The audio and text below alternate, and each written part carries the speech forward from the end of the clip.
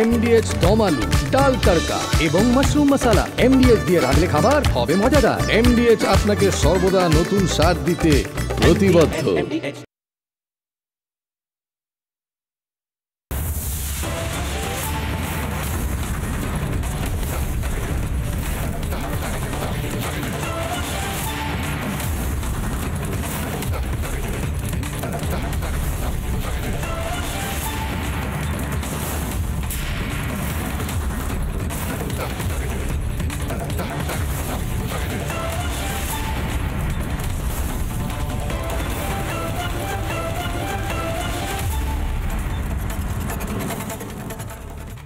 নমস্কার, আমি ময়ূক রঞ্জন ঘোষ। রাত ৮টা মানে জবাব চায় বাংলা, রাত ৮টা মানে বাংলা টেলিভিশনে ময়ূক রঞ্জন ঘোষের সাথে আগামী ১ ঘন্টা এমন কিছু জিনিস শোনা বা বসে দেখা যেটা মিনমিনে চ্যানেলে আপনারা শুনতে পারবেন না।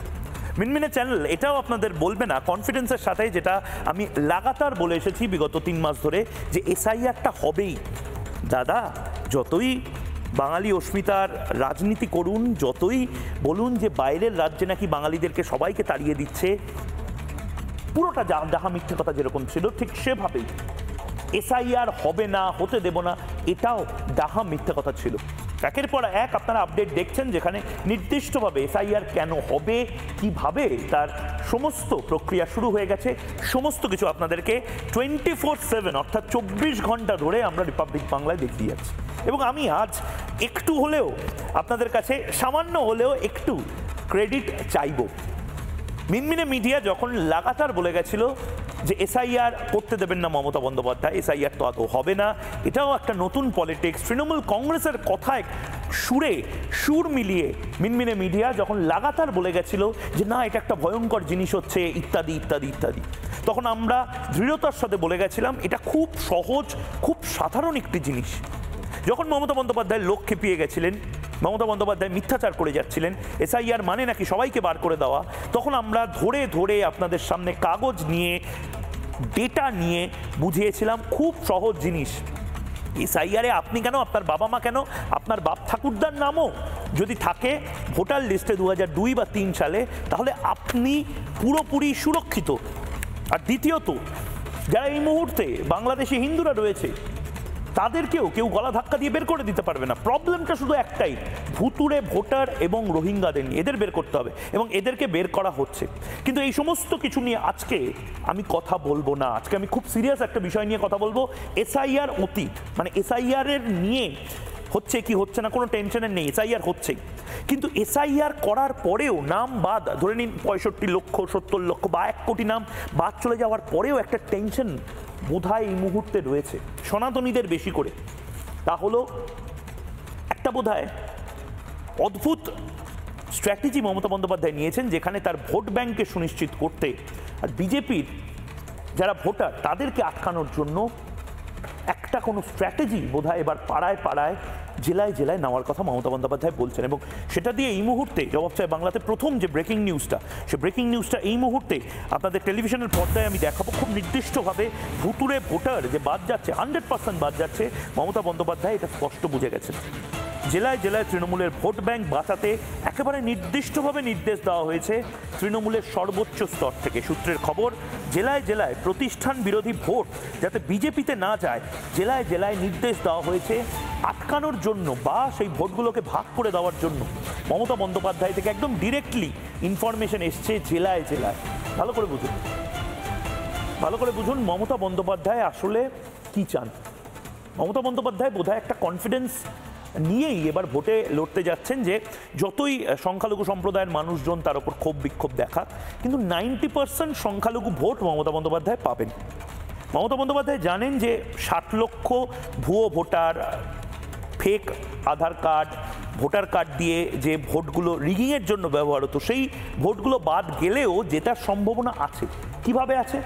মমতা বন্দ্যোপাধ্যায় আসলে টার্গেট করবেন বিজেপিকে যারা ভোটটা দিয়েছে, বা ফ্লোটিং ভোটার বা মধ্যবিত্ত বাঙালি ভোটার, যাদের বাড়ির সামনে সকাল 10টার সময় ভোটের দিন বোম মারলে তারা আর ফ্ল্যাট থেকে নামবেন না, যে পাড়াতে 5টা বাইক বাহিনী ঘুরিয়ে দিলে সেই পাড়ার মানুষজন একেবারে শান্তিপ্রিয়, দাদা আমি সাথে পাচে থাকি না, সেই সমস্ত মানুষজন আর বাইরে বেরোবে না, শহরের ভোটার, যে সমস্ত জায়গাতে নির্দিষ্টভাবে হিন্দুরা সংখ্যালঘু সেই সমস্ত জায়গার ভোটার, এদেরকে এবার টার্গেট করে করে আমার কাছে যে নির্দিষ্ট খবর আছে, মমতা বন্দ্যোপাধ্যায় বা তৃণমূল কংগ্রেস যে সংস্থাকে দিয়ে এই মুহূর্তে সার্ভেগুলো করাচ্ছেন, তাদের কাছে এই মুহূর্তে ডিরেক্টলি পাড়ায় পাড়ায় ব্লকে ব্লকে এভাবে অ্যানালিসিস করার একেবারে ডেডলাইন দিয়ে দেওয়া হয়েছে।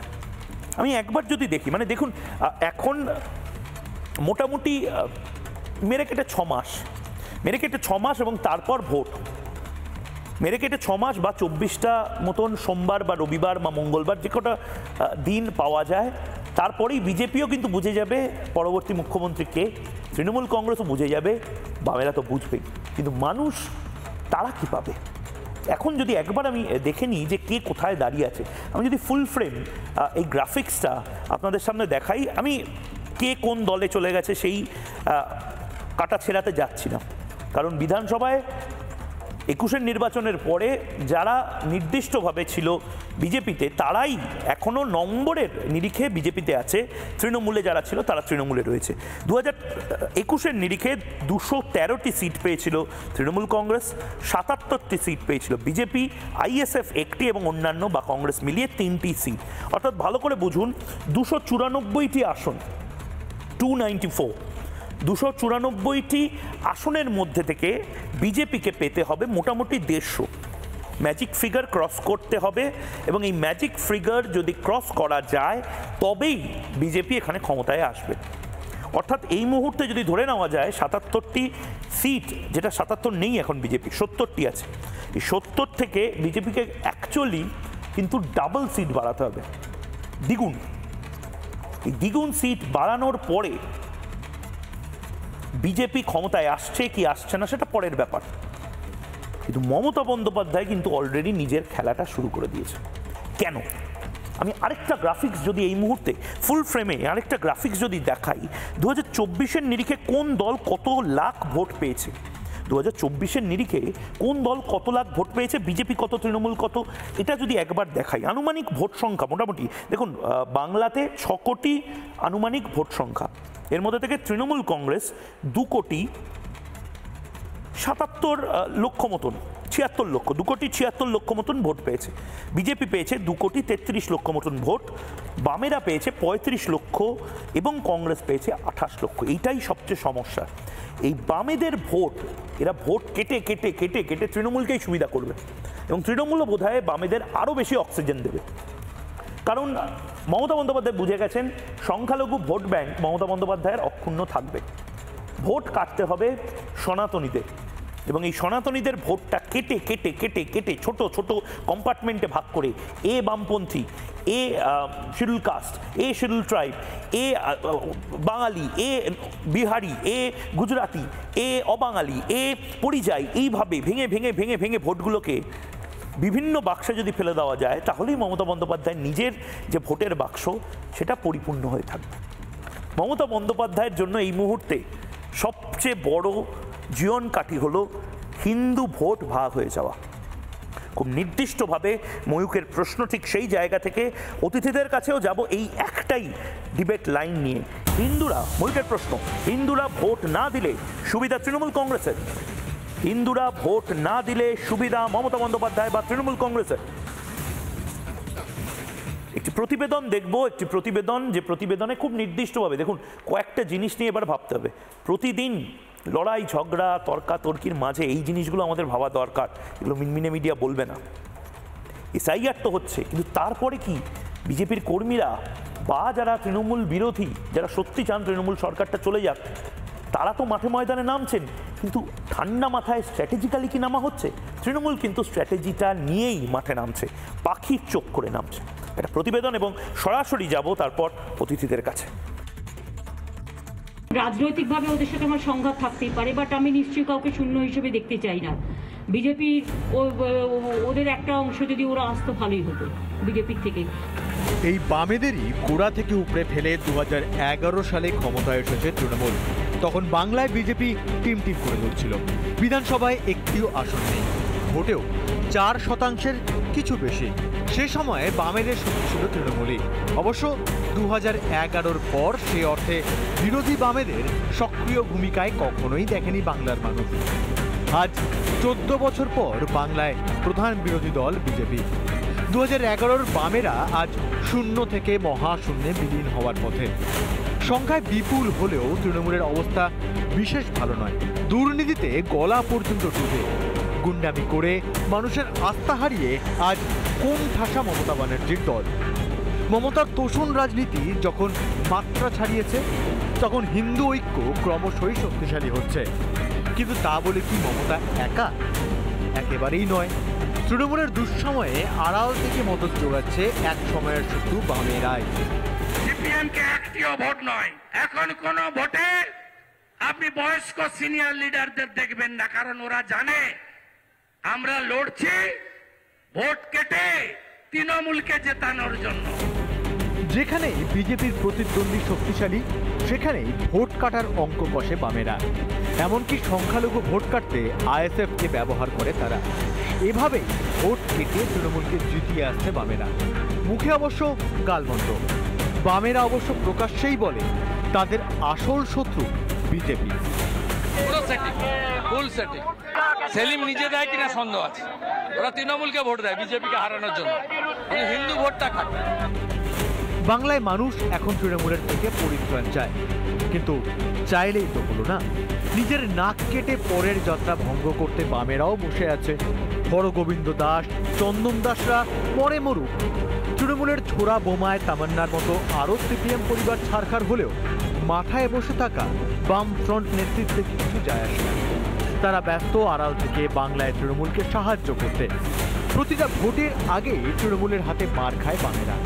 এইভাবে তৃণমূলের হাত ধরে রাজ্য রাজনীতিতে প্রাসঙ্গিক হওয়ার স্বপ্ন দেখছে বামেরা। আজ জবাব চায় বাংলা। যারা এই মুহূর্তে রয়েছেন তাদের সাথে আলাপ করে নেব। এই মুহূর্তে আমার সাথে স্টুডিওতে যারা রয়েছেন, জিষ্ণু বসু রয়েছেন, গবেষক রয়েছেন, সুদীপ্ত গুহ প্রযুক্তিবিদ রয়েছেন আমার সাথে স্টুডিওতে, শুভম ব্যানার্জি সিপিআই নেতা, এবং কিছুক্ষণের মধ্যেই ঝন্টু বড়াইক অধ্যাপক আমাদের সাথে যুক্ত হবেন। আমি খুব নির্দিষ্টভাবে জিষ্ণুদা আপনার কাছে আসতে চাই। জিষ্ণুদা, এখন যে জায়গাতে মোটামুটি ভোটটা দাঁড়িয়ে রয়েছে, আর 6 মাস, মানে গুনে গুনে হয়তো 24 থেকে 25টা সোমবার বা রবিবার আমরা পাবো, এবং তারপর আমরা মোটামুটি জেনে যাব মমতা বন্দ্যোপাধ্যায় থাকছেন না, বিজেপি আসছে না, নতুন কোনো সম্ভাবনা তৈরি হচ্ছে, এই সমস্ত কিছু। 2,77,00,000 ভোট এই মুহূর্তে তৃণমূল কংগ্রেস পেয়েছে। বিজেপি পেয়েছে 2,33,00,000 ভোট। বামেরা পেয়েছে 35 থেকে 34 লক্ষ ভোট, এবং কংগ্রেস পেয়েছে 28 লক্ষ ভোট। শুরুতেই তো আপনারা একাধিক ভোট কাটাকাটি দেখে তারপর দেখতে পাচ্ছেন তৃণমূল কংগ্রেস, মানে এসআইআর হোক বা না হোক, অনেকটা এগিয়ে যাচ্ছে। মানে এটাকে কমব্যাট কি করে করা যাবে? দেখুন, ভোটের বিষয়ে তো যারা ভোট চাইবেন এবং যারা ভোটে জিতবেন তারা বলতে পারবেন। সামাজিক কাজ করার অভিজ্ঞতা থেকে কয়েকটা বিষয় আমি বলতে পারি। বিহারে এসআইআরে 6% ভোটার, ভুয়ো ভোটারের নাম কাটা গেছে, আর 48.02%, 48.02% তৃণমূল কংগ্রেস পেয়েছিল, 38.15% ভারতীয় জনতা পার্টি পেয়েছিল 2021-এ, এবং ওই 62 জন ভারতীয় জনতা পার্টি কর্মীর প্রাণের বিনিময়। তাতে এই রকম একটা হিংসাশ্রয়ী অবস্থাতেও 10%-এরই ডিফারেন্স ছিল। আর যদি এসআইআরে 6% বিহারে কমে, আর সব বিশেষজ্ঞরা বহুদিন থেকে, এমনকি মমতা ব্যানার্জি যখন এখানকার ভোটার লিস্ট স্পিকারের দিকে ছুড়ে দিয়েছিলেন, তারও একই বক্তব্য ছিল যে এখানে যারা ক্ষমতাসীন রাজনৈতিক দল থাকেন তারা বাংলাদেশ থেকে, তখন মায়ানমার মানে রোহিঙ্গাদের বিষয়টা আসেনি, ভোটারদেরকে নিয়ে এসে অবৈধ ভোটারদেরকে এখানে ভোট দেওয়ার ব্যবস্থা করেন। তার জন্য এসআইআর অবশ্যই প্রত্যেকটি রাজনৈতিক দলের অত্যন্ত গুরুত্বপূর্ণভাবে এর সঙ্গে থাকা উচিত। এটা যেমন, মানে এসআইআর মোটামুটি হচ্ছে, এটা কনফার্ম হচ্ছেই তো। এটা তো না, মমতা বন্দ্যোপাধ্যায় লাস্ট অব্দি একটা বলার চেষ্টা করছিলেন, যদিও আমাদের কাছে যে ব্রেকিং নিউজটা আমি নিলাম যে মমতা বন্দ্যোপাধ্যায় বুঝে গেছেন এসআইআর হচ্ছে, ভোট ব্যাংক সুনিশ্চিত কথা বলেছেন। এবার চিফ তো এই strategy-টা যখন নেবেন, চিফ ইলেকটোরিয়াল অফিসারের যে ওয়েবসাইট, তাতে যে কেউ নিজেরা দেখতে পারেন, তারা ডিস্ট্রিক্ট ওয়াইজ যে ম্যাপিং তার বের করে দিয়েছেন। এটা কেন্দ্রীয়ভাবে আদেশ ছিল, সেটাই পালন করা হচ্ছে। ভারতবর্ষ একটা রাষ্ট্র, এটা পৃথিবীর বৃহত্তম গণতন্ত্র। কেউ একটা প্রাদেশিকতার কথা বলে বা এখানে একটা নৈরাজ্য সৃষ্টি করার জন্য এমন কিছু করলে এই গণতন্ত্র ভেঙে পড়বে, এই রকম দুরাশা যদি কেউ করেন তাহলে ভুল। তারা যেটা করতে পারেন, যেটা আগের বার করেছেন, যে ভারতবর্ষের কোনো রাজ্যেই একটা বিধানসভা ভোটে ৬২ জন তরতাজা নির্বাচন কর্মী, রাজনৈতিক কর্মীর প্রাণের বিনিময় হয় না। আমাদের দ্বিজেন্দ্রলাল রায় বলেছিলেন যে আমরা ঘুচাবো মাতর কালিমা, মানুষ আমরা নহিত মেষ। ২০২১ সালে ভারতবর্ষের মানুষ দেখলেন যে এরা নেকড়েও নয়, এরা রক্তলোলুপ হায়না। আমরা মানুষ, আমরা রক্তলোলুপ হায়না নই, আবার মেষও নই।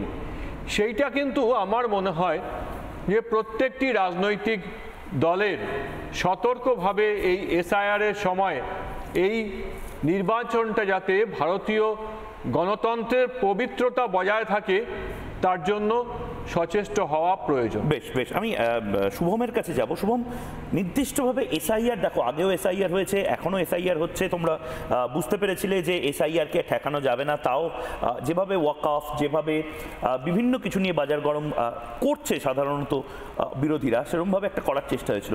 কিন্তু এখন নির্দিষ্টভাবে শুভম, আমি একেবারে মানে খুব স্পেসিফিক্যালি জিজ্ঞেস করছি, এই যে হিসেবটা দিলাম, মোটামুটি ৩৬ লক্ষ মানুষ যারা বামপন্থীদের ওপর ভরসা রেখেছে, আর কংগ্রেসের ওপর ২৮ লক্ষ, মানে সব মিলিয়ে মোটামুটি ৬০ লক্ষ ভোট।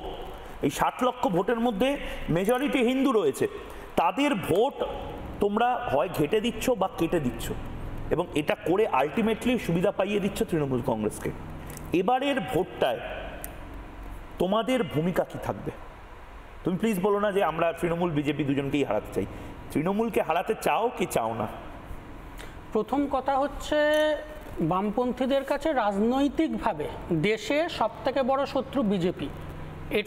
এটা দেশের সবথেকে বড় তৃণমূল তো দেশের বাইরে নয়। দেশের রাজনীতিতে তো তৃণমূল, আরে তৃণমূল দেশের, অল ইন্ডিয়া তৃণমূল কংগ্রেস কি দেশের রাজনীতি করছে না? কিন্তু বামপন্থীদের কাছে তৃণমূল কংগ্রেস কি বিজেপি থেকে আলাদা? মানে একই তো রেজিস্টার্ড পার্টি।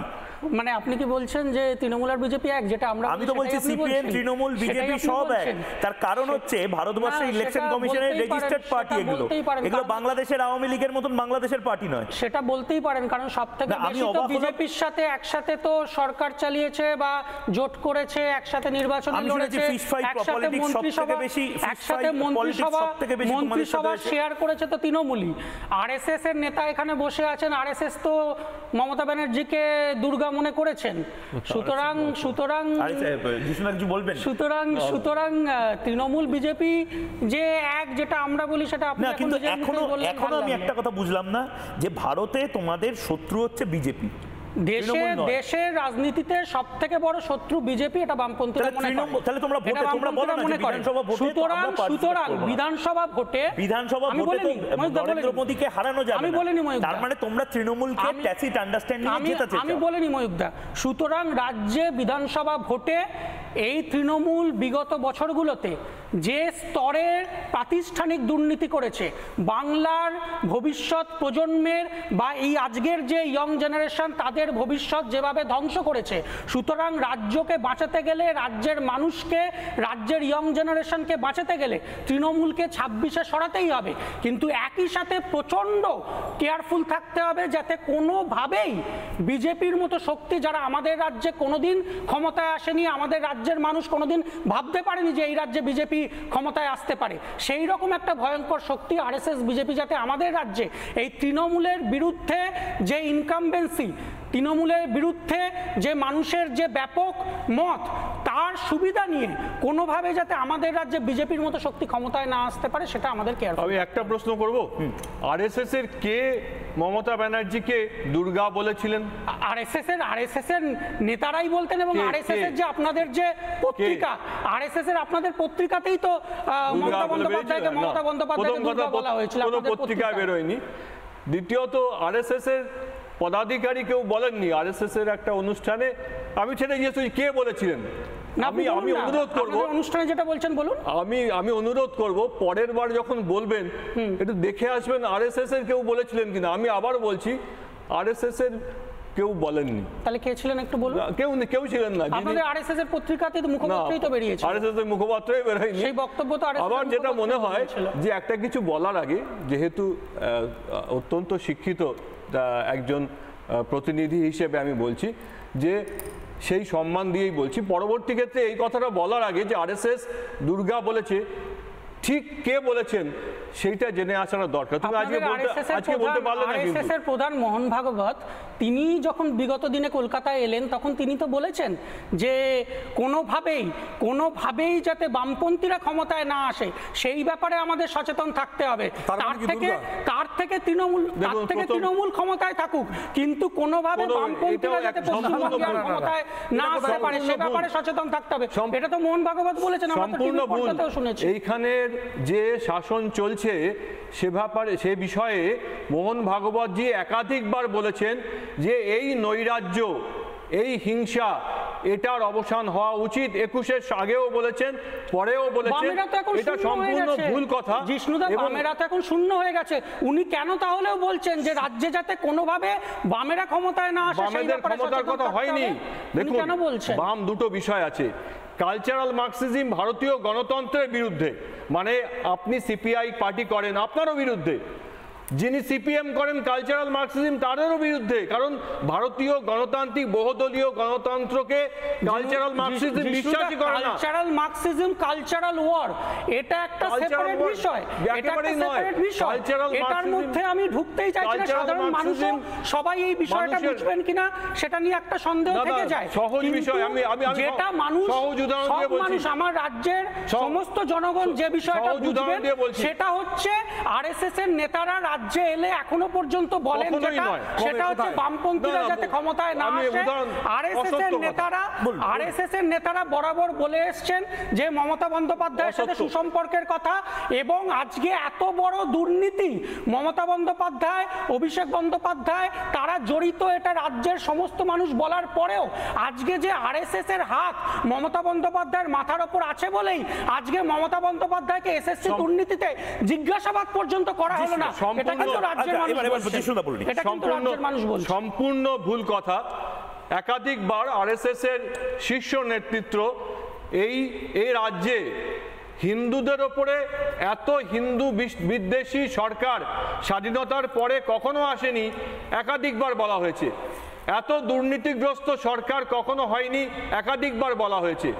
আমি একটা জিনিস সংশোধন করতে চাই, কালচারাল মার্কসিজম কেবলমাত্র কালচারাল পার্ট নয়। আমি একটা উদাহরণ দেবো, যে আপনি উদাহরণ দিতে পারবেন না, আমি বলছি 21-এর আগে নো ভোট ফর বিজেপি, এটা ওই পেন্সিল দিয়ে কাটা এটা কারা লিখেছিল? কারা বলেছিল বলুন? কালচারাল বলেছিল, বামফ্রন্ট বলেছিল। কারা বলেছিল? আমি বুঝিয়ে বলছি তো, কালচারাল বামফ্রন্ট সমর্থন করেছিল। No vote to BJP, no vote to BJP কে বলেছিল? কোন দল বলেছিল? ও ঠিক বলছে, একদম না ঠিক বলছে, ঠিক বলছে। আমি ঠিক একদম ঠিক বলছে। নো ভোট টু বিজেপি বামফ্রন্ট বলেনি, কিন্তু নো ভোট টু বিজেপি যে বলেছে সেটা কি? এটা কালচারাল অ্যাক্টিভিটিস না সম্পূর্ণ political activity? Cultural Marxism political অ্যাক্টিভিটির মধ্যেই ঢুকে থাকে। কালচারাল মার্কসিজমই তৃণমূলকে রেখেছে এ রাজ্যে। আপনি দাম করে বলতে পারি আজকে তৃণমূলের যে পা রাখার জায়গা তৈরি করেছে কালচারাল মার্কসিজম, তার কারণ রাজনৈতিক ক্ষেত্রে সিপিআই বা সিপিএম এর মতো রাজনৈতিক দল যারা ভারতীয় গণতন্ত্রকে বিশ্বাস করে তারা এখানে যাতে শূন্য হয়ে যায়, আর তৃণমূলের মতো দল যারা এই কালচারাল হেজিমনিকে রাখবে তাদেরকে স্থাপন করার জন্য যদি সবচেয়ে বেশি কাজ করে থাকে কালচারাল মার্কসিজম। আপনি ঠিক বলছেন, আপনি বলছেন কালচারাল মার্কসিজমকে প্রতিহত বা পরাস্ত করাটা এখন সবচেয়ে বড় কর্তব্য এই মুহূর্তে। সবচেয়ে বড় কর্তব্য হচ্ছে বিজেপিকে পরাস্ত করা, সবচেয়ে বড় দেশ থেকে বিজেপিকে তাড়ানো। আমরা হ্যাঁ এক্স্যাক্টলি সবথেকে বড় কর্তব্য। সেই কাজে তৃণমূলে দেশ বাঁচাতে গেলে দেশের সংস্কৃতি, দেশের ঐতিহ্য, দেশের মানুষ তাদেরকে বাঁচাতে গেলে বিজেপিকে তাড়ানো। তার জন্যই সিপিআই এবং সিপিএম ভোট কেটে তৃণমূলকে সহযোগিতা করছে। আপনি ঠিক বললেন। এবং বিজেপিকে হারানোর জন্য না থাকলে, বিজেপি না থাকলে মাথার উপর আজকে মমতা বন্দ্যোপাধ্যায় গ্রেফতার হয়ে যেতেন, অভিষেক বন্দ্যোপাধ্যায় বিজেপিকে গ্রেফতার হয়ে যেতেন। আপনারা আজকে তৃণমূলের নেতা মন্ত্রীদের শাস্তি নিশ্চিত করতে গেলে রাজ্য থেকে আরএসএস বিজেপিকে তাড়াতে হবে। আরএসএস এর হাত মাথার উপর আছে বলে মমতা বন্দ্যোপাধ্যায়, অভিষেক বন্দ্যোপাধ্যায় তাদের বিরুদ্ধে কোনো ব্যবস্থা। আজকে পশ্চিমবঙ্গের ধান্দাহীন বাস্তব বুদ্ধি সম্পন্ন যে কোনো মানুষকে জিজ্ঞেস করুন যে সিপিআই বা সিপিএম আসলে তৃণমূলকে সহযোগিতা করছে না করছে না। আপনি রাস্তায় বেরোন, যে কোনো একজন ধান্দাহীন বাস্তব বুদ্ধি সম্পন্ন মানুষকে জিজ্ঞাসা করুন যে সিপিআই এবং সিপিএম বিগত নির্বাচনগুলোকে আসলে তৃণমূলকেই সমর্থন করেছে। এর মধ্যে কোনো কারোর মনের মধ্যে কোনো, তার কারণ কি এক্ষুনি আপনি বললেন যে বিজেপি বা আরএসএসকে পশ্চিমবঙ্গ থেকে নিশ্চিহ্ন করতে হবে। বেশ, আমি সুদীপ্ত গুহ এবং জন্টু বড়াইক আমাদের সাথে রয়েছেন। আমি সুদীপ্ত গুহর কাছে আছি। সুদীপ্তদা, একটা খুব গরমাগরম ডিবেট একটা অংশের আমি দেখলাম, জিষ্ণুবাবু ছিলেন এবং শুভম ছিলেন। আমি খুব নির্দিষ্টভাবে আবার মেইন যে পয়েন্টটা সেই পয়েন্টে যাচ্ছি। 6টা মাস মেরে কেটে বাকি আছে। বিজেপি নিজের কাজটা করবে, তৃণমূল নিজের কাজটা করবে, কিন্তু এর বাইরেও বহু মানুষ আছে যারা হয়তো একেবারে সরাসরি বিজেপি কর্মী নয়, কিন্তু তারা ভয় পাচ্ছে যে এবারের ভোটে তৃণমূল কংগ্রেস ফিরে এলে হয়তো রোহিঙ্গাদের দাপাদাপি পারবে। অনেকে হয়তো ভয় পাচ্ছে এবারের ভোটে তৃণমূল কংগ্রেস ফিরে এলে যে গণ আন্দোলনগুলো ঘটছে সেই গণ আন্দোলনগুলো একেবারে অচিরেই ধ্বংস করে দেবে তৃণমূল কংগ্রেস, জেলে পাঠিয়ে দেবে, যা তা কিছু করবে। আসলে এটার খুব সহজ একটা সলিউশন সুদীপ্তদা বাংলার মানুষ বোধহয় নিজেই দিয়েছে বা পাচ্ছে। আমি সেই গ্রাফিক্সটাও শুরুতে দেখালাম। তৃণমূল কংগ্রেস, আবারও বলছি, তৃণমূল কংগ্রেস মোটামুটি 2,77,00,000 ভোট পেয়েছে, বিজেপি পেয়েছে 2,33,00,000 ভোট, কিন্তু অদ্ভুতভাবে বাম এবং কংগ্রেস মিলিয়ে প্রায় 60,00,000 ভোট। মানে এই ভোটটা কিন্তু আমি বলতে বাধ্য হচ্ছে সংখ্যালঘু ভোটের মেজরিটি নয়। এটা দেখা গেছে এর আগেও সংখ্যালঘু সম্প্রদায়ের 90% ভোট তৃণমূল কংগ্রেসে গেছে, কিন্তু ভোট ভাগ হচ্ছে হিন্দুদের। আমি যেটা থেকে শুরু করলাম, হিন্দুরা ভোট না দিলে কি মমতা বন্দ্যোপাধ্যায়ের সুবিধে? দেখুন, 2016 এবং 2021-এ তৃণমূল কংগ্রেস মোটামুটি সমান সংখ্যক আসন পেয়েছে, কিন্তু দেখবেন 2021-এ যে 2016-তে সিপিএম এবং কংগ্রেস মূলত মুর্শিদাবাদ এবং মালদা অর্থাৎ দুটো মুসলিম অধ্যুষিত জেলায় প্রায় সবকটা সিট পেয়েছিল বা অধিকাংশ সিট পেয়েছিল, সেখানে তারা পুরোপুরি শূন্য হয়ে যায় এবং পুরো ভোটটা চলে আসে তৃণমূলের দিকে। ফলে 2021-এ পশ্চিমবঙ্গের মুসলিমরা মানে লবস্টার অ্যান্ড ব্যারেল পুরো ভোট দিয়েছে তৃণমূলকে। কিন্তু তারপর যেটা দেখা যায় যে মেরেছে তৃণমূল, মেরেছে মুসলমান, মার খেয়েছে মুসলমান। আপনি দেখুন, আনিস বলে একটি ছেলে খুন হয়েছে ইয়েতে, ওই আমতায়।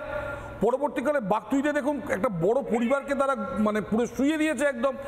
বিভিন্ন গ্রামে যারা খুন হচ্ছে আজকের দিনে, অধিকাংশ খুন হচ্ছে কিন্তু মুসলিমরা। আজকে এই যে ভারতীয় মুসলিম যারা আছে, যারা পশ্চিমবঙ্গে ভারতীয় মুসলিম আছে, যারা মানে 100 বছর এখানে আছেন এবং যারা 47-এ মনে করেছেন যে পাকিস্তান আমাদের দেশ না, আমরা এই দেশে থেকে যাব, সেই মুসলিমরা কিন্তু তারা দেখছেন যে তারা সংখ্যালঘু হয়ে যাচ্ছেন। মুর্শিদাবাদ মালদার হাজার হাজার লোক আজকে বম্বেতে বা ব্যাঙ্গালোরে গিয়ে বা সুরাটে গিয়ে তারা কাজ করছে, তাদের বাড়ি তাদের জমি সেগুলো নিয়ে নিচ্ছে বাংলাদেশ থেকে আসা বাংলাদেশি মুসলমানরা বা রোহিঙ্গারা। মমতা ব্যানার্জি দেখছেন যে এই লোকগুলোকে যদি, এবং আপনি দেখেছেন ওই বারাসাতের এক ওদের মহিলা নেত্রী বলেছে যে আপনারা আসুন এবং আপনারা এখানে আধার কার্ড তৈরি করুন। তো এবার ওই লোকগুলোকে যদি এখানে ধরুন ওই রকম ধরুন লক্ষ লক্ষ লোককে যদি এখানে ভোটার বানিয়ে দেওয়া যায়, তাহলে এই যে এই মুসলমানরা যারা নাকি রেগে যাচ্ছে তৃণমূলের উপর, যারা 21-এ ভোট দিয়েছিল তারপর তারাই খুন হয়েছে, তাদেরই আগুনে পুড়িয়ে মারা হয়েছে, তারা দেখছেন যে আমাদের আর থাকার জায়গা থাকবে না। যখন দেখছি এই ভোটটাকে কম্পেনসেট করার জন্য মমতা ব্যানার্জি ওনাদের নিয়ে আসছেন বাংলাদেশ থেকে বা আপনার থেকে ওই মায়ানমার থেকে নিয়ে আসছেন। আমি যেটা বলার চেষ্টা করছি যে এসআইআরটাকে যদি এইবার যদি প্রপারলি যদি মেনটেন না করা হয় এবং আমরা যদি লোকেট না করতে পারি যে কারা ভারতীয় এবং কারা ভারতীয় না, পশ্চিমবাংলার মুসলমানরা এবারও ভোট দিন, আমাদের কোনো যাকে যাকে যাকে ভালো লাগে তাকে ভোট দিন, সিপিএমকে দিন, কংগ্রেসকে দিন, একে দিন, তাতে কোনো অসুবিধা নেই। কিন্তু ঘটনা হচ্ছে যে আপনারা একবার ভেবে দেখুন যে 5 বছর আপনারা যাকে দিয়েছিলেন আপনাদের প্রোটেকশনের জন্য তারা আপনাদের কতটুকু প্রোটেকশন দিয়েছে। On the contrary Maharashtra, Gujarat বা উত্তরপ্রদেশের মতো জায়গায় বাকচুয়ের মতো কোনো ঘটনা ঘটেছে নাকি আপনারা একবার বিচার করে দেখুন। কিন্তু আমাকে একটা কথা বলুন, একদম অঙ্কের হিসেবে, আমি জন্টু বড়াইকেও বসে রয়েছেন এখানে, অঙ্কের হিসেবে এই মুহূর্তে যে সিটগুলো রয়েছে, আমি একদম মানে কে কোন দল থেকে কোন দলে চলে গেছে সেগুলো বাদ দিয়েও যদি একদম খোলা চোখে দেখি, 213টা তৃণমূল কংগ্রেস পেয়েছিল, 77টা পেয়েছিল বিজেপি, আইএসএফ একটা এবং কংগ্রেস 2 কি 3টে। এই যে রেশিওটা ছিল, এই রেশিওটা বদলাবে তখনই যখন বিভিন্ন জায়গায় ভোট কাটাকাটি হবে না সুদীপ্তদা। এবং এই ভোট কাটাকাটি কিন্তু এবারও ভয়ঙ্করভাবে হবে, কারণ শুভমের বা শুভমদের যে মেজাজ আমি দেখছি তাতে প্রধান শত্রু তারা দেশের মনে করছে বিজেপিকে, এবং তারা ক্যাম্পেইনটাও সেভাবে করবে। শুভমরা দেখুন, একটা কথা বলি, শুভমদেরকে আমি একটা জিনিস ভাবার জন্য বলছি যে হিন্দু যদি না থাকে তাহলে কিন্তু বাম থাকবে না। ধরো পূর্ববঙ্গ এবং পশ্চিমবঙ্গের মধ্যে আমরা তো একই ভাষায় কথা বলি, বাংলাতেই কথা বলি। তাহলে এই যে নির্বাচন হতে যাচ্ছে, পূর্ববঙ্গেও তো কমিউনিস্ট পার্টি ইলা মিত্রের মতো নেত্রী ছিলেন, পরবর্তী ক্ষেত্রে ইলা মিত্র সিপিআই এর এখান থেকে বিধায়ক হয়েছিলেন।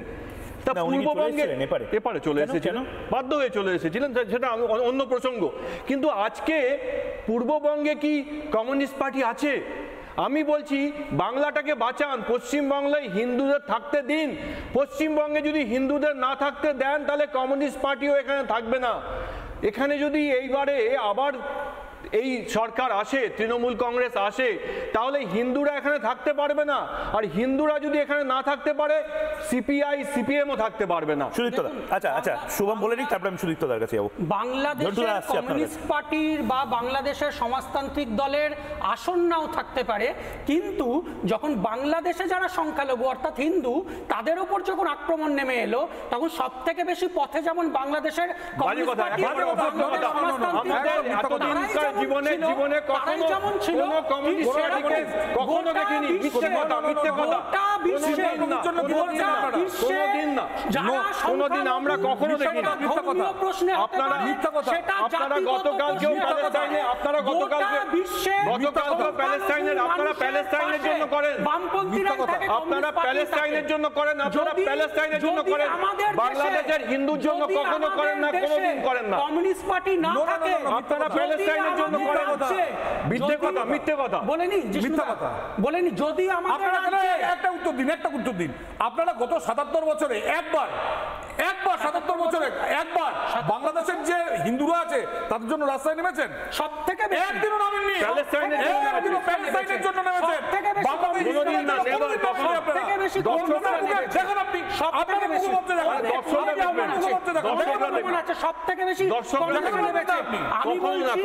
আমাদের রাজ্যে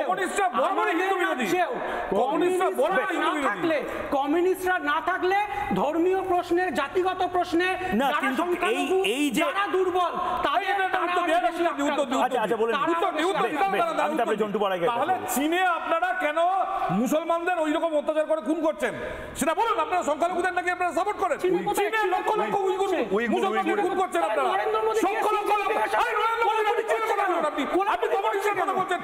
কমিউনিস্টদের মতো অসভ্য রাজনৈতিক দল থাকতেই পারে না। চীন বলে, উত্তর কোরিয়া, এদের মতো অসভ্য কিছুদিন আগে আমি এবার ঝন্টু বড়াইকের কাছে যাবো। যাওয়ার আগে যে প্রশ্নটা আপনি করেছিলেন না, সেটার উত্তর দিন না। ইলামিত্র কেন এখানে চলে ইলামিত্র শুধু না, জ্যোতি বসু আর আমার বাবা বলতে একই গ্রামে। বলুন না, ইলামিত্র কেন চলে আসছে বলুন। সেটা দেশভাগের সময় আমাদের বাংলা এবং পাঞ্জাব রানীমা দেশভাগের সঙ্গে আসেননি। এটা তো খুব বাস্তব কথা। শুভম ইতিহাস জানুন, খুব বাস্তব রানীমা দেশভাগের সঙ্গে আসেননি। ইলামিত্র খুব বাস্তব কথা। ইলামিত্র দেশভাগের সঙ্গে আসেননি। যারা মুসলিম ছিলেন এই দুটো রাজ্যে, অবিভক্ত বাংলা, অবিভক্ত পাঞ্জাব, এই দুটো রাজ্যের ক্ষেত্রে যারা মুসলিম ছিলেন, 3 বছর মুসলমানরা তৎকালীন পাকিস্তানে যেতে চেয়েছেন, যারা হিন্দু ছিলেন তারা ভারতে আসতে একদম আমি এটা চলতেই থাকবে। একদম আমি ঝন্টু বড়াইকের কাছে আমি একটু ঝন্টু বড়াইকের কাছে যাবো। আমি ঝন্টু বড়াইক অনেকক্ষণ ধরে হাত তুলে বসে রয়েছেন। ঝন্টু বড়াইক, আপনি অনলাইনে রয়েছেন, কিন্তু একটা মজার ব্যাপার কিন্তু আপনিও দেখতে পাচ্ছেন। দেখুন, এখানের মানে যে পাবলিক সেন্টিমেন্ট, সেটা হলো যে এবার তৃণমূল কংগ্রেস বা বিজেপির ফ্যাক্টর নয়, এবার হিন্দু বাঁচানোর লড়াই। এবং এই হিন্দু বাঁচানোর লড়াইটা এবার যদি হিন্দুরা হেরে যায়, রোহিঙ্গারা জিতে যায়, অনুপ্রবেশকারীরা জিতে যায়, কারণ তাদের একটা চাপ তৈরি হচ্ছে, শাসক হয়তো সেই চাপের সামনে মাথা নতও করে দেবে, তারপরেও হয়তো লড়াইটা যেত, কিন্তু বাদ সাধবে হয়তো এই 75 বা 60 লাখ মতন বাম এবং কংগ্রেসের ভোট। আমি নির্দিষ্টভাবে, কংগ্রেস নিজস্ব ভোট রয়েছে, তাদের একটা বড় সংখ্যক ভোট মালদা মুর্শিদাবাদে হয়তো তারা পাবে। এই নির্দিষ্টভাবে বামপন্থীরা এই যে 75 লক্ষ ভোট পেয়েছে, মাফ করবেন 35 লক্ষ ভোট পেয়েছে, এই 35 লক্ষ মানুষকে সিদ্ধান্ত নিতে হবে তারা আদপে 2026-এ মমতা বন্দ্যোপাধ্যায়কে হারাতে চান না আসলে নিজের ভোটটা নষ্ট করতে চান, মমতা বন্দ্যোপাধ্যায়কে সুবিধা দিতে চান। ঝন্টু বড়াই। না, একটা জিনিস ময়ূক, দেখো, স্বাধীনতার পরে প্রেক্ষাপট নিয়ে আলোচনা হচ্ছিল এবং আজকের প্রেক্ষাপটে তুল্যমূল্য বিচার। স্বাধীনতার পূর্ববর্তী সময় এবং পরবর্তী প্রেক্ষাপটে যারা লড়কে লেগা পাকিস্তান, লড়কে লেগা গোর্খাস্তানের দাবিটা করে সেই সময় জাতিসত্তার ভিত্তিতে পাকিস্তানের দাবিটা সমর্থন করেছিল, শুধু নয় বিশ্বাসঘাতকতা করেছিল একটি দেশের প্রতি, পরবর্তীকালে তারা কিন্তু বিপ্লবের সমস্ত কর্মকাণ্ড এই শ্যামাপ্রসাদ বাবুর লড়াইয়ের ছোট্ট বাংলাতে এসেই করেছে। অর্থাৎ যত বিপ্লব তারা করেছে এই বাংলাতে, পশ্চিমবঙ্গে। দ্বিতীয় প্রশ্ন, যে দেখবে তুমি এই সময় বিভিন্ন অনুষ্ঠানে তুমি যেসব দলগুলোর কথা বলছো, আমি এদেরকে বলি তৃণমূলের বি টিম। এই যে বাম, এই যে কংগ্রেস, আমি একাধিক টিভি প্রোগ্রামে দেখেছি কংগ্রেসের প্রতি শাসক দলের একটা সব কর্নার, বামেদের প্রতি সব কর্নার, কিংবা উল্টোটা। অর্থাৎ প্রাক নির্বাচনী একটা যে সন্ধি তারা করেছে, এবং এই সন্ধিটা হচ্ছে ভোট কাটার সন্ধি। অর্থাৎ যেই জায়গায় দাঁড়িয়ে হিন্দুরা 47-এর পরে ছোট্ট একটা অংশ পেয়েছিল, 64% মানুষ 35% একটা জমি পেয়েছিল, সেই জমিটা তারা নিজ ভূমে পরবাসী হওয়ার লড়াইয়ে আবার কিছু দল মিলে কিন্তু একটা সাংঘাতিক অভিসন্ধি শুরু করেছে। তুমি দেখো মুর্শিদাবাদের কথা দেখো, মুর্শিদাবাদে হরগোবিন্দ চন্দন দাস কাদের সমর্থক ছিল? বাম সমর্থক ছিল। বাম সমর্থককে কেটে টুকরো টুকরো করা হলো, তারপরে ব্রিগেডে প্যালেস্টাইনের ঝান্ডা দেখতে পেয়েছিলে তোমরা। হরগোবিন্দ চন্দন দাসের একটা ছবি বামেরা দিতে পারেনি, তারা ঘোষিত তাদের সমর্থক। আচ্ছা, তোমরা একের পর এক এ রাজ্যে যখন হিন্দুরা নির্যাতিত হয়, বামেদের কোনো মিছিল দেখেছো শাসক দলের বিরুদ্ধে? বাংলাদেশে 1 বছর ধরে তথাকথিত বিপ্লবের নামে, জুলাই বিপ্লবের নামে যেভাবে হিন্দু বাড়ি ঘর তছনছ করা হলো, 28% হিন্দুর থেকে 5% হিন্দু দাঁড়ালো, বামেদের কোনো আন্দোলন দেখেছো? অর্থাৎ পলিটিক্যালি এরা হিন্দু বিদ্বেষী, এবং এই মেকানিজমে আজও 100 বছর হয়ে যাওয়ার পরেও বামেরা তাদের মূল নীতির থেকে সরে যায়নি। তার ফলে আমরা জেনে নিতে বুঝে নিতে আমাদের অসুবিধা হয় না, 26-এর নির্বাচনটা হবে 3টে শক্তির হিন্দু ভোট কাটার মাধ্যমে তৃণমূলকে ক্ষমতায় আসীন করা। শক্তি আসলে একটাই সিম্পল টার্গেট নিয়ে নামছে বাজারে, যেটা হলো হিন্দু ভোট কাটা। মানে বকলমে সেটাই মিলে যাচ্ছে। মানে এই যে এবং না হলে যেখানে তুমি ভাবো হিন্দু ভোট ময়ূর- বেশি আছে তার বাড়ির সামনে সকাল 10টা 11টায় বোমাবাজি করার প্যাটার্ন, এই যে প্যাটার্নটা তার মানে একটা খুব সিস্টেমেটিক প্যাটার্ন, একদম সাইন্টিফিক। এবং খেয়াল করো এসআইআর যেখানে একটা কনস্টিটিউশনাল ম্যান্ডেট, সেই ম্যান্ডেটকে চ্যালেঞ্জ করছে কারা? নট অনলি তৃণমূল, বাম, কংগ্রেস প্রকাশ্যে বিরোধিতা করছে। অথচ 2006-এ এই 2006-এই এসআইআর যাবে না, কারণ ইমিডিয়েট এসআইআরটা হয়েছে কিছুদিন আগে। তাই ভুতুরে ভোটার কাটতে তৎকালীন কংগ্রেস সরকার কেজি রাওয়ের নেতৃত্বে ইলেকটোরাল রোল অবজারভারের পদ তৈরি করেছিল। অর্থাৎ যেটা কনস্টিটিউশনাল ম্যান্ডেট, তাকে শুধু তৃণমূল বিরোধিতা করছে না, করছে কারা? বাম, করছে কংগ্রেস, করছে ইন্ডি জোটের অ্যালায়েন্সরা। অথচ এটা কনস্টিটিউশনাল ম্যান্ডেটের পার্ট। এই জায়গায় দাঁড়িয়ে একটা জিনিস পরিষ্কার, তারা বুঝে ফেলেছে পশ্চিমবঙ্গ যাদের গর্বগৃহ, সেখানে যদি রোহিঙ্গা ভোটারদের নাম কাটা যায় এসআইআর এর মাধ্যমে, তাহলে এই তিনটে শক্তি অশুভ আতাত তারা মাঠে মারা যাবে। তাই তারা প্রকাশ্যে বিরোধিতা করে যাচ্ছে এবং তাদের পত্রপত্রিকায় একাধিক, এই যে আমার কাছে আছে দেখো, তারা এমন সব কনস্পিরেসি গুলো লিখছে যেন মানুষের মধ্যে একটা ভুল বার্তা যায়। এসআইআর কি এর আগে হয়নি? কোনোবার শুনেছো হাইকোর্ট সুপ্রিম কোর্টে দৌড়েছে তৎকালীন বিরোধীরা এসআইআর এর বিরুদ্ধে গিয়ে? না। আজকে এই এসআইআর এর বিরুদ্ধে তাদের লড়তে হচ্ছে বিকজ এসআইআর এ তারা একটা সিঁদুরে মেঘ দেখতে পাচ্ছে, যেটা তারা বিহারে দেখতে পেয়েছে। তুমি ভাবো বিহারে 24-এর নির্বাচনে ভুতুরে ভোটার সম্মিলিত যে অ্যাডাল্ট এবং ইলেকট্রালসের যে রেশিও, যেখানে ছিল 97% ভোটার, সেটা দাঁড়িয়েছে 88%-এ। অর্থাৎ যেখানে 9%-এর উপরে ভুতুরে ভোটার একটা এর থেকে এসআইআর এর মধ্যে কাটা যাওয়া সম্ভব এবং তারা চ্যালেঞ্জ করতে পারেনি। মানে খুব নির্দিষ্টভাবে জন্টু বড়াই, আমি জিষ্ণুদা এখানে রয়েছেন এবং বাকিদের থেকে একদম সময়টা যেহেতু কম আছে, একটা জাস্ট জন্টুদাকে একটা উত্তর দেব। সেটা হচ্ছে যে বিহারের কথা, এসআইআর এর কথা জন্টুদা বলল, সেই বিহারে যখন 65 লক্ষ নাম বাদ দেওয়া হয় তখন ইলেকশন কমিশন জানিয়েছিল যে কার নাম কি কারণে কাটা গেছে সেটা তারা জানাবে না। পরে সুপ্রিম কোর্টের ভার্ডিক্টের পর 18ই আগস্ট তখন ইলেকশন কমিশন 18ই আগস্ট জানায় যে 65 লক্ষের মধ্যে 22 লক্ষ হচ্ছে মৃত, 36 লক্ষ হচ্ছে শিফটেড এবং 7 লক্ষ হচ্ছে ডুপ্লিকেট। কিন্তু দুঃখের বিষয় বিজেপি নেতারা এতদিন ধরে বলে এলো যে বিহারে ঝাড়খণ্ডে নাকি অনুপ্রবেশকারী একেবারে ভরে গেছে, কিন্তু এই যে অনুপ্রবেশকারী বিহার ঝাড়খণ্ডে নেই, এই যে তিনটে জন্টু বড়াই কোনো কাগজ দেখাচ্ছে একজনও ইনফিলট্রেটেড বা একজনও অনুপ্রবেশকারী বাংলাদেশি অনুপ্রবেশকারী, আরে এটা কি করে বলছেন? রোহিঙ্গা অনুপ্রবেশকারী। আচ্ছা জন্টু বড়াই ইলেকশন কমিশন দেখাতে পারলো না। শুনুন আপনাকে আমি বলি, আপনারা চাইছেন তো কারণ দেখানোর কথা। পশ্চিমবঙ্গের 1.5 কোটি মানুষের নাম বাদ দেওয়া হবে, প্রত্যেককে কারণ দেখিয়ে কাকে ঘাট ধাক্কা দিয়ে কোথায় বের করে দেওয়া হয়েছে সব লিস্ট আপনারা ধরিয়ে দেওয়া হবে। আপনারা ধরিয়ে দেওয়া হবে।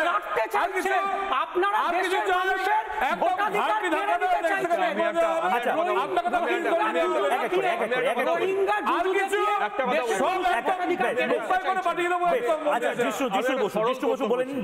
এই এসআইআর এর বিষয়ে তৃণমূল কংগ্রেসের যা বক্তব্য, আর আপনি বামপন্থী একটি দলের প্রতিনিধি হিসেবে এসেছেন, তো এই দুটো বক্তব্যের মধ্যে পার্থক্যটা কোথায় বলুন তো? আছে কিছু পার্থক্য আছে না? তৃণমূল ঠিক কথাই বলছেন সেটাই আপনি বলছেন, সকলে সমস্ত বিরোধী দল বলছে, দর্শকের সামনে, তার মানে তৃণমূল সত্যি কথা বলছে, তাই তো? এটা সমস্ত বিরোধী দল বলছে। আমি বামপন্থীদের স্ট্যান্ড বললাম। আমরা মনে করি এতদিন ইলেকশন কমিশন কাজ করত মানুষের হাতে ভোটাধিকার তুলে দেওয়ার জন্য, আর এখন এই যে নরেন্দ্র মোদীর নেতৃত্বে যে ইলেকশন কমিশন, সেই ইলেকশন কমিশন কাজ করছে মানুষের ভোটাধিকার কেড়ে নেওয়ার জন্য। এটাই পার্থক্য।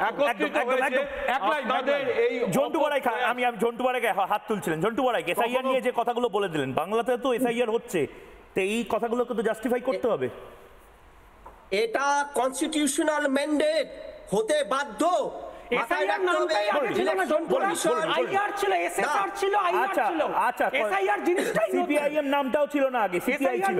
এসআইআর শব্দটাই হ্যাঁ ঠিক আছে, সময়ের সাথে সাথে অনেক কিছু বদলায়। ভুল। আরে বাবা, আপনি উত্তেজিত হচ্ছেন কেন জন্টু বাবু? বলেন না, আমার সময় একদম শেষ।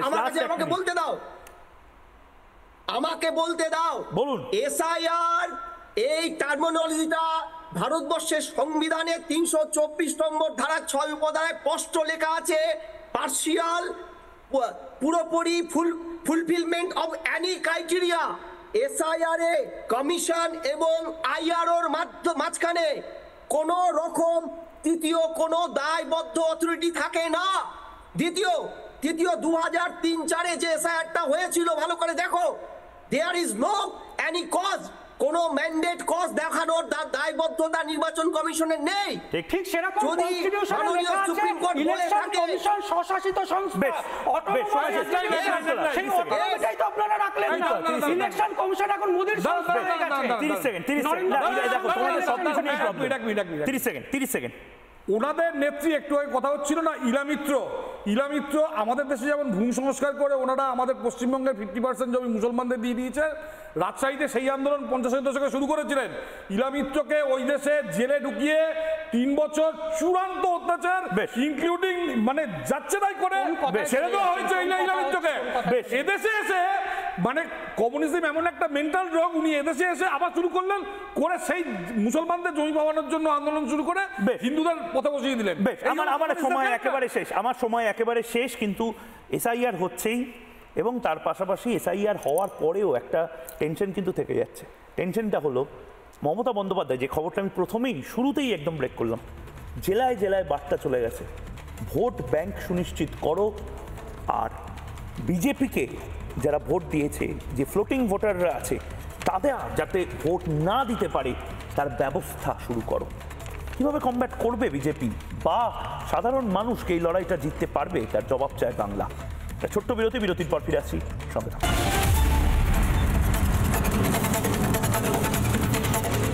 চায়ের আসল স্বাদ শুধু MDHT+ থেকেই আসবে। মাথায় দেখো লবঙ্গ, এলাচ দিয়ে ভরপুর MDHT+ মশলা। MDH